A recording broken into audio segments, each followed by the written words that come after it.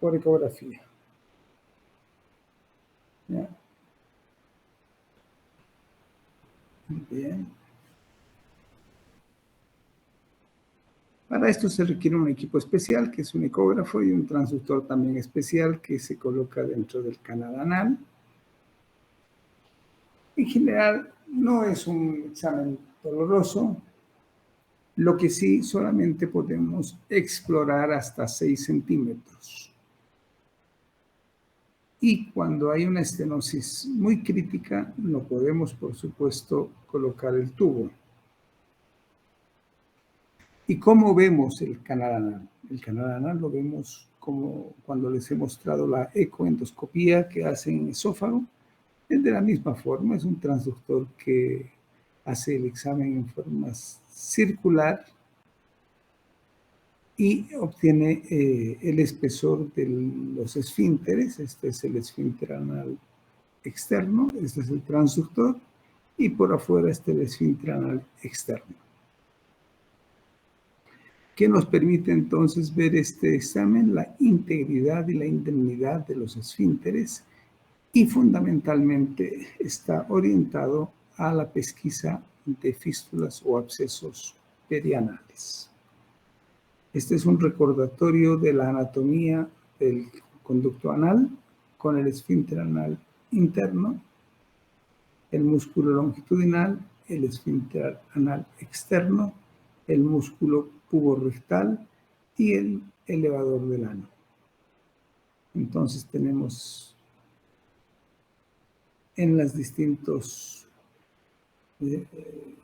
segmentos del canal anal distintas estructuras que vamos a ver, ya sea en el tercio inferior, a nivel de tercio medio o tercio superior. Habitualmente no exploramos el espacio supraelevador porque no alcanza el equipo hasta llegar hasta allá. A nivel de tercio medio del canal anal, ¿qué es lo que vamos a ver? Vamos a ver el esfínter anal interno y el esfínter anal externo. Si estamos más abajo, por supuesto, se va a ver con mayor precisión estas estructuras, y valoramos su integridad y valoramos la presencia de algunas estructuras anormales. Y cuando estamos en la parte más distal, el esfínter anal interno termina antes que el externo.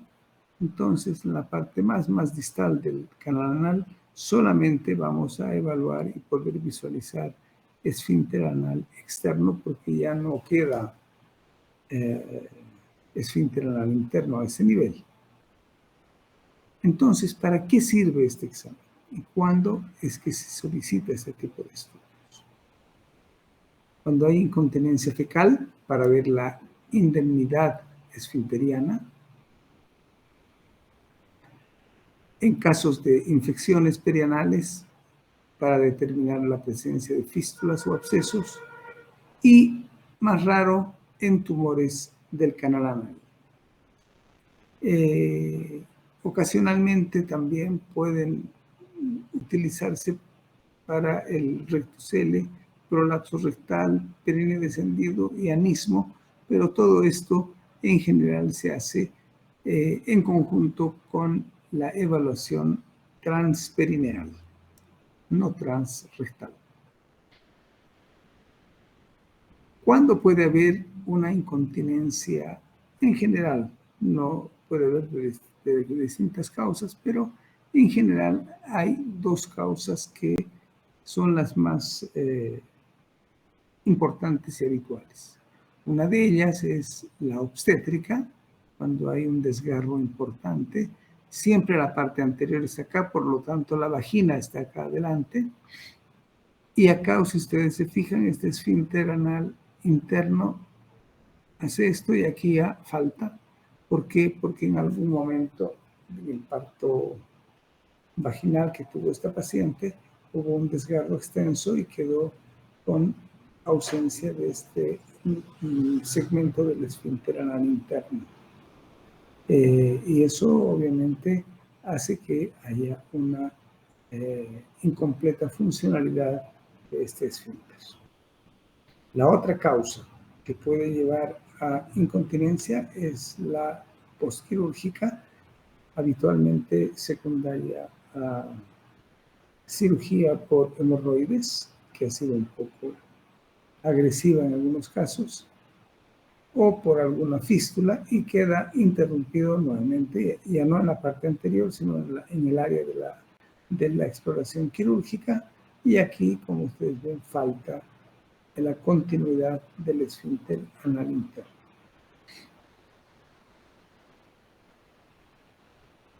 En caso de abscesos y de fístulas, es bastante útil la ecografía endoanal porque nos permite valorar el trayecto fistuloso y la presencia de colecciones líquidas perianales y que guían al cirujano para hacer un tratamiento.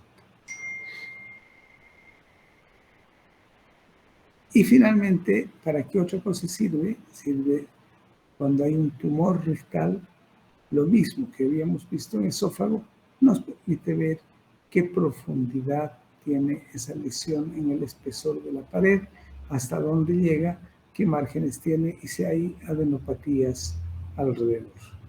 Por lo tanto, es un examen importante para la valoración del canal anal. No es un examen, digamos, que se haga en todos lados, pero para hacerlo, para cuando se requiere, está disponible. ¿Ya? Entonces, acá está un resumen. ¿Para qué sirve? ¿Ya?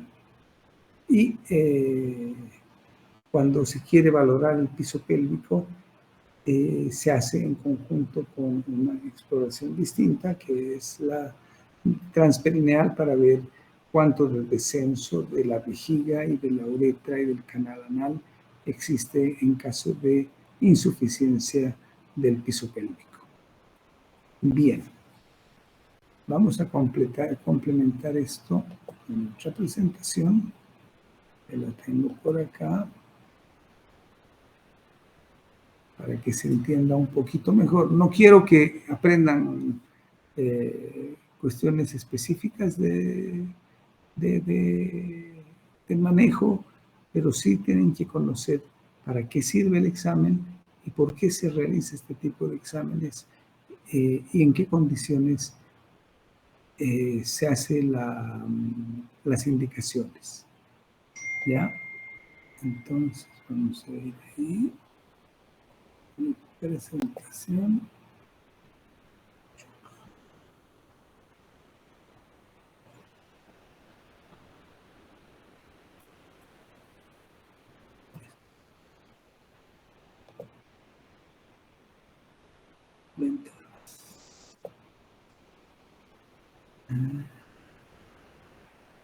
Debería ser este.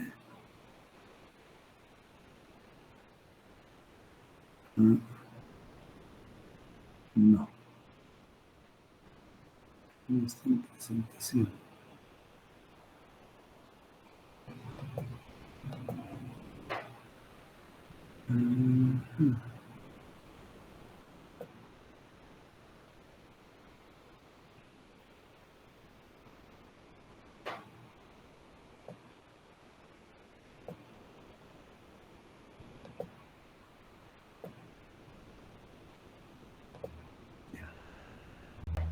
Bien, esta es otra presentación que tengo de canal anal. Entonces, el equipo nuevamente, ya. Es un equipo de muy alta resolución. Los cortes son muy finitos y permiten una adquisición de volumen, y sobre ese volumen vamos a trabajar para la realización del procedimiento. ¿Ya?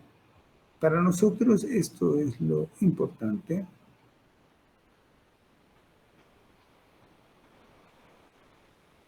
¿Dónde se producen las fístulas? Generalmente a nivel de la línea pectínea.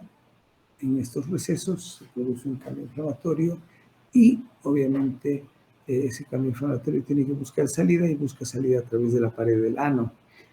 El esfínter anal interno, el músculo longitudinal y el esfínter anal externo, como les mencionaba, siempre va más abajo que el interno.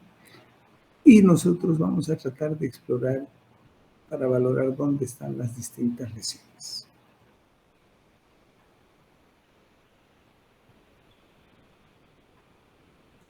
Entonces, ¿qué tratamos nosotros de valorar con estas exploraciones? Es evaluar, en este caso esto es resonancia magnética, que es otro método para valorar el canal anal, el cual nos permite ver muy bien el músculo elevador del ano, músculo pubo-rectal, esfínter anal interno, esfínter anal externo, espacio interesfinteriano, y entonces, de acuerdo a ese análisis, vamos a mostrarles cómo van las cosas.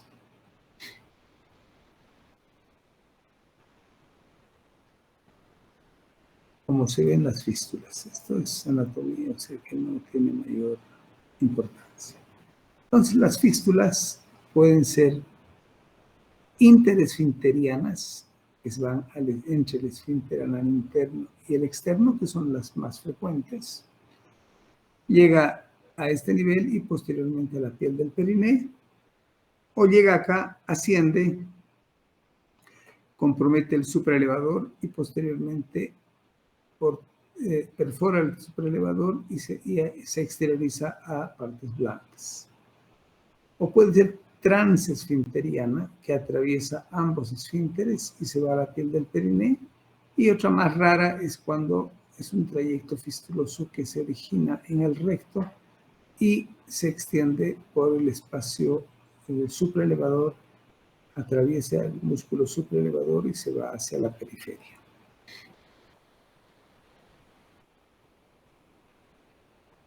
¿Cómo se ven las fístulas? Con ecografía. Con ecografía las vemos acá, por ejemplo. Este es el esfínter anal interno, el esfínter anal externo, y en este espacio interesfinteriano se encuentra un trayecto fistuloso. Fístula interesfinteriana. Cuando esta fístula atraviesa los dos esfínteres, interno y externo, se llama transesfinteriana. Y aquí el gráfico está tratando de mostrar esa disposición. Esto es en resonancia magnética, lo mismo, esfínter anal interno, externo, y la fístula está por fuera de ambos esfínteres, llegando a la piel del periné, en una fístula transesfinteriana.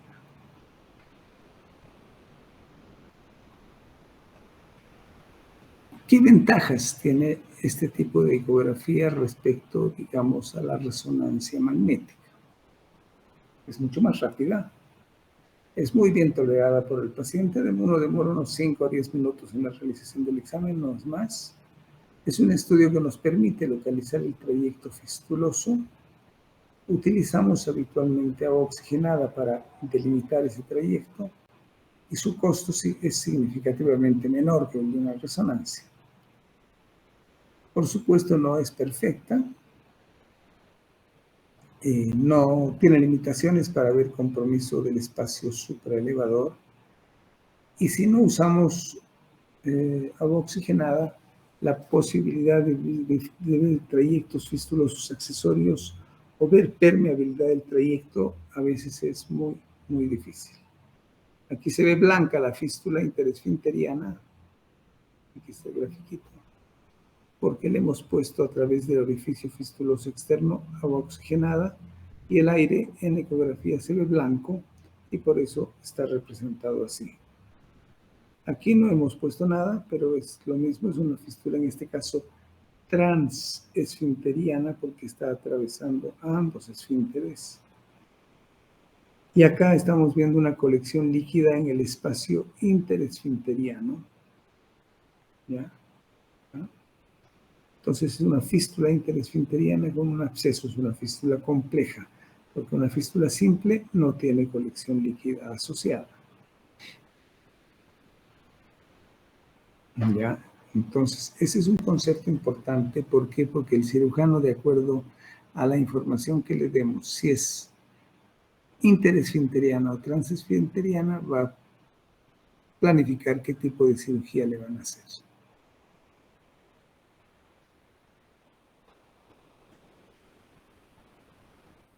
Entonces,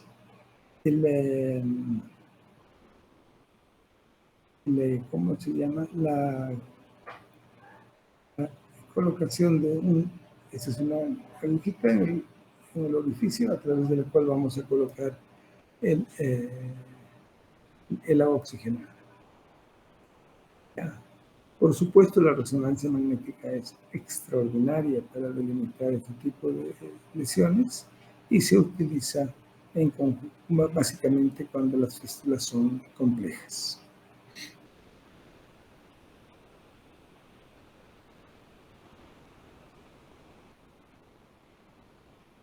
Es específico. Entonces, podemos decir que es un método útil para abscesos perianales y trayectos fistulosos. El empleo de agua oxigenada nos ayuda enormemente para la realización de este examen y contribuye a planificación quirúrgica de este tipo de lesiones. ¿Y cuál es el objetivo? Es un área difícil de tratar y obviamente hay que tratar en la primera cirugía de resolver todo y evitando recidivas que necesiten volver a operar, y eso hace que sea más compleja el tratamiento y la recuperación del paciente. Bien, eso es lo que yo quería mostrarles rápidamente de ecografía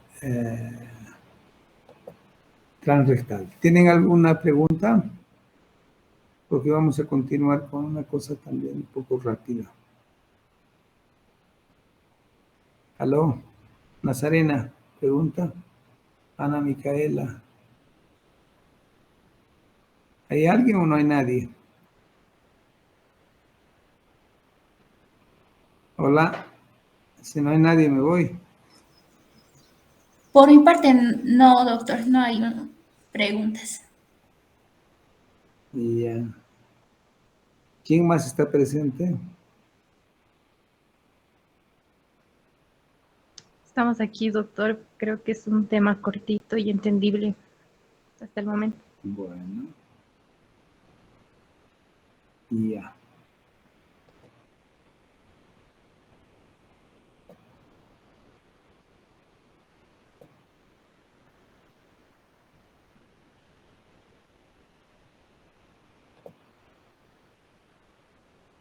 A ver, vamos a ver esta otra cosita.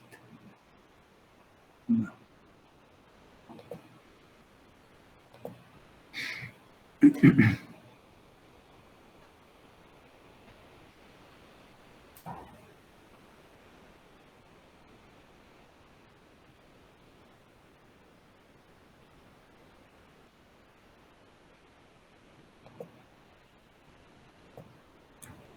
Bien, supongo que están viendo esa diapositiva, ¿sí?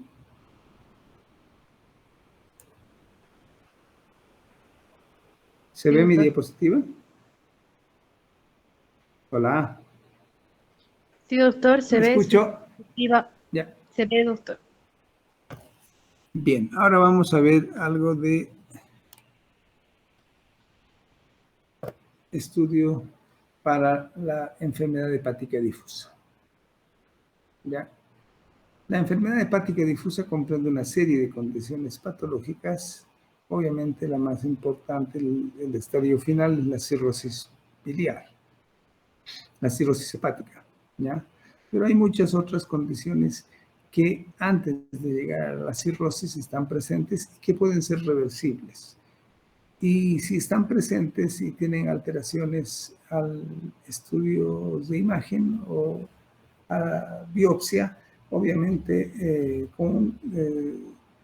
si se las deja progresar, van a llegar a cirrosis, y la complicación más temida de la cirrosis es el cáncer hepático por desarrollo de carcinoma hepatocelular.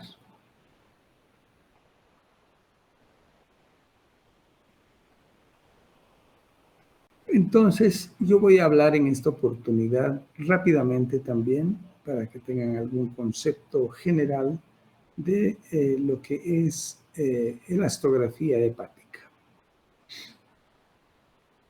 La elastografía hepática es una nueva modalidad de imagen que permite evaluar la rigidez del parénquima hepático e inferir a través de esa rigidez cuál es el grado de fibrosis que tiene el hígado y por qué los pacientes con hepatitis o con esteatosis grasa pueden hacer fibrosis y como ya les he mencionado antes, de acuerdo al estadio en el cual se presenten, esas fibrosis, si se manejan con terapia adecuada, pueden ser reversibles. Indudablemente que para el estudio de la fibrosis hepática, el estándar de oro es la biopsia hepática. Es con el método con el cual cualquier otra metodología se tiene que comparar para determinar su eficacia. Es un procedimiento relativamente simple, con baja mortalidad, pero sí tiene algunos requerimientos técnicos para que el resultado y el examen del patólogo sea lo más confiable posible. Y de acuerdo a las características de ese cilindro, el patólogo le va a dar una caracterización con la escala de Metavir, de acuerdo a si es normal o si tiene fibrosis, con estadios intermedios. Pero, ¿qué pasa con la biopsia hepática a pesar de ser el estándar de oro? Tenemos que entender que es una prueba invasiva, necesita hospitalización. No siempre es aceptado por el paciente que le estén pinchando, aunque sus complicaciones no son muy importantes. Hay complicaciones como hemoperitoneo y dolor porque se pincha la cápsula hepática. El problema más importante es el error del muestreo significativo porque la cirrosis hepática o la fibrosis es heterogénea. No todo el hígado se compromete de la misma forma. Entonces, como la biopsia hepática es a ciegas, podemos obtener muestras de áreas que no están comprometidas significativamente o simplemente no están comprometidas. Y el patólogo es la otra variable que hay una variabilidad importante intra e interobservador en la valoración de la escala de Metavir, que es esto. O sea, hay patólogos que a esto le dan 4 y a esto le dan 3 y al revés. Entonces, esa es la variabilidad que hay. Y el otro problema, el otro inconveniente que tiene esta técnica es que no es un procedimiento que sea adecuado para hacer seguimiento, hacer biopsias cada vez, ¿verdad? Y finalmente tiene alto costo porque requiere agujas especiales, requiere personal médico que esté capacitado para la realización de procedimientos intervencionistas y además requiere el concurso del patólogo, o sea que hay mucho en juego y cada elemento que entra en juego obviamente incrementa el costo del procedimiento. Y es por eso que se han tratado de desarrollar otros elementos para determinar el diagnóstico y entre ellos está la elastografía por ecografía, de la cual hay varias técnicas. Nosotros usamos el método ARFI, que se llama, que es una ecografía en tiempo real. También hay técnicas de elastografía por resonancia magnética, pero que son muy caras y no sé si existe algún equipo en el país que tenga el soft para hacer ese tipo de procedimientos. Y lo otro son los marcadores séricos en hígado. Bien, ¿en qué consiste el método que nosotros hacemos? es la elastografía por ARFI.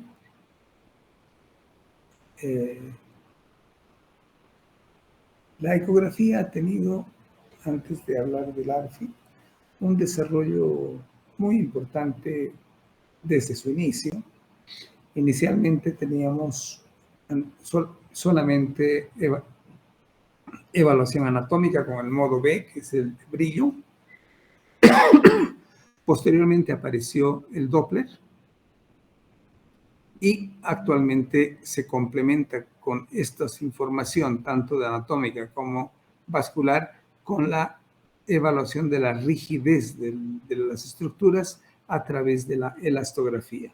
Obviamente hay que integrar todas estas herramientas para obtener el mayor fruto de la información que queremos tener. ¿En qué consiste la elastografía? Porque la elastografía no solamente la usamos en hígado, también la usamos en mama, en tiroides, fundamentalmente, y nos da información sobre la rigidez de las lesiones. Y trata de emular la elastografía a la palpación que hace el clínico de las lesiones. Mientras más rígida sea una lesión, obviamente tiene más riesgo de corresponder a una lesión significativa. Eso en lesiones nodulares, pero en el hígado el concepto es un poquito distinto porque es una rigidez más difusa. Cuando hablamos de nódulos, la rigidez es focal. Y acá está tratando de ilustrar esa forma de hacer el examen.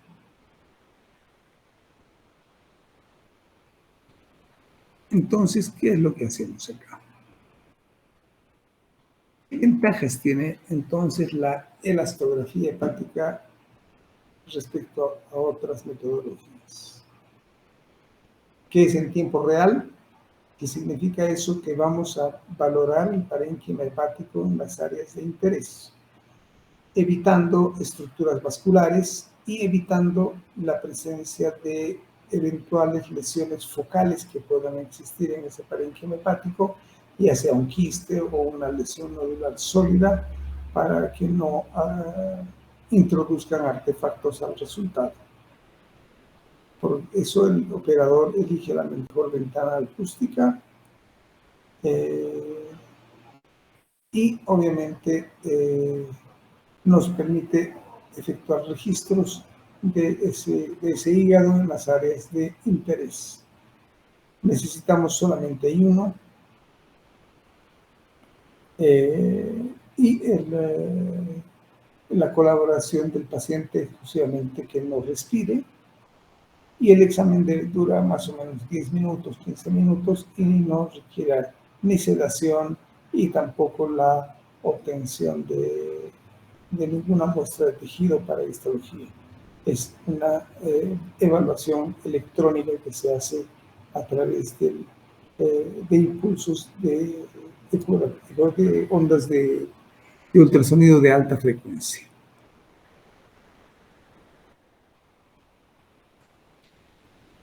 Entonces, ya el año 2014, porque esto no es una cosa, digamos, de ayer, sino ya tiene tiempo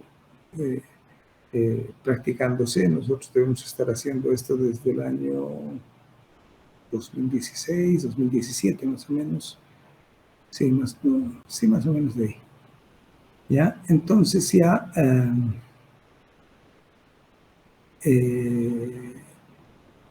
el año 2014 en estudios de multicéntricos ya se ha determinado que los métodos no invasivos tienen recomendación A2, o sea que es una recomendación alta para valorar la fibrosis hepática. Eso tiene un buen rendimiento. ¿Ya? Y junto con la biopsia, la elastografía y los biomarcadores séricos están en ese mismo nivel de recomendación para distintas sociedades en el mundo donde se hacen estadísticas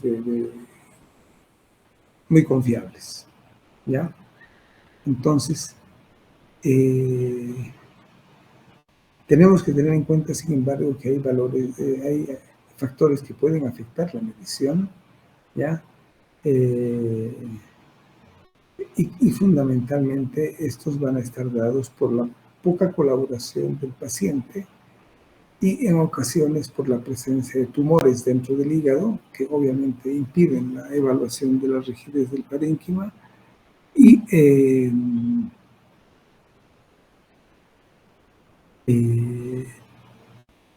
Pero si evitamos esos elementos negativos, el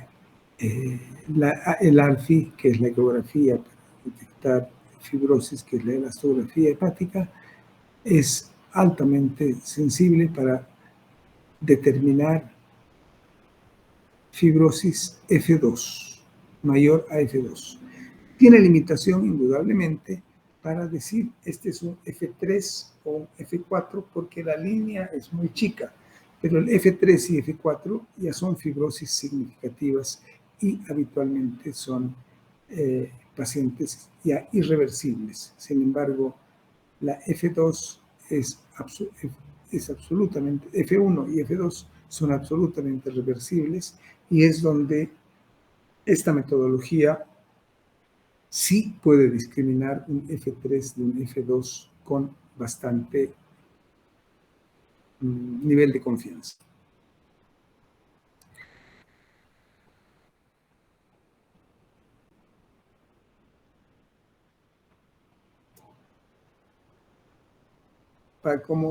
Como resumen a todo lo que hemos dicho, que la biopsia hepática es el estándar de oro, eso nadie lo va a cuestionar, ¿ya? Pero tiene muchos factores que hacen que exista error en la interpretación final por el patólogo, ¿ya? Hay que tomar en cuenta que para fibrosis hepática hay métodos importantes que nos pueden ayudar en forma significativa sin ser invasivos y nos dan una información adecuada para el diagnóstico y seguimiento de estos pacientes. Por supuesto, la ecografía ALFI es no invasiva y los resultados son absolutamente inmediatos. No tenemos que esperar que el patólogo nos dé su información. Por supuesto, no da etiología, como cualquier método de imagen, no da etiología de la causa de la fibrosis hepática, ¿ya?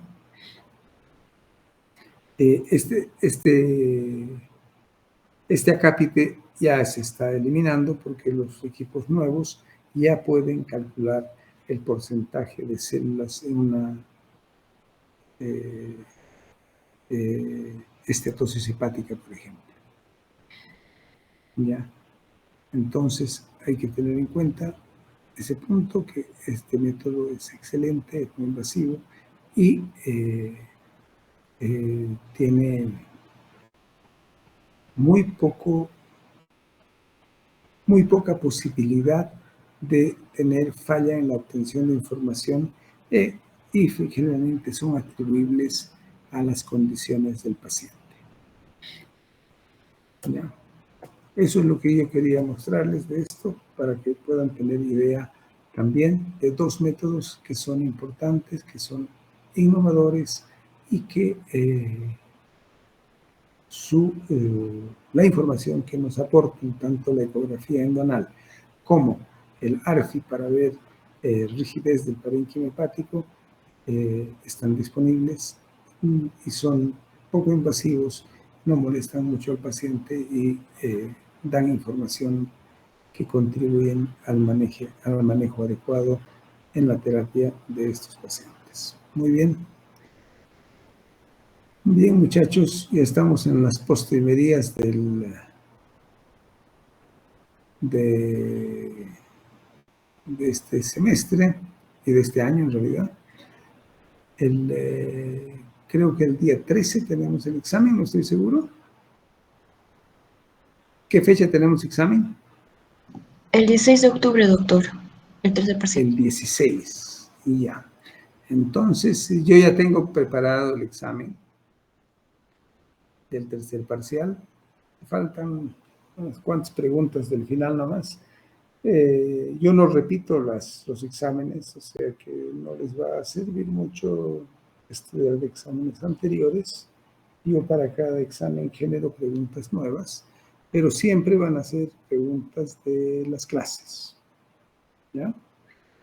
El examen que he confeccionado este año lo he pasado como prueba a unos alumnos de tercer año de otra universidad y han sido respondidas las preguntas bastante bien, sobre 75, 80, o sea que ustedes van a sacar 100 seguramente, ¿ya? Entonces, y solamente este tema y el próximo tema del jueves van a entrar para el final junto con, obviamente, algunas preguntas anteriores. Pero no va a entrar al tercer parcial estas sus últimas clases. O sea, si van a estudiar algo, estudien la parte de imágenes de abdomen, que ha sido lo que hemos avanzado en las clases anteriores. ¿De acuerdo? Y para los pasos prácticos tenemos también que apurarnos porque tenemos que terminar, los que me tocan hoy día y el próximo jueves, la presentación de los casos clínicos también antes del final. Muy bien, entonces con esas palabras terminamos el día de hoy hasta el próximo jueves. Muy bien, buenas tardes, muchachos. Hasta luego, doctor. Gracias, doctor. Hasta luego.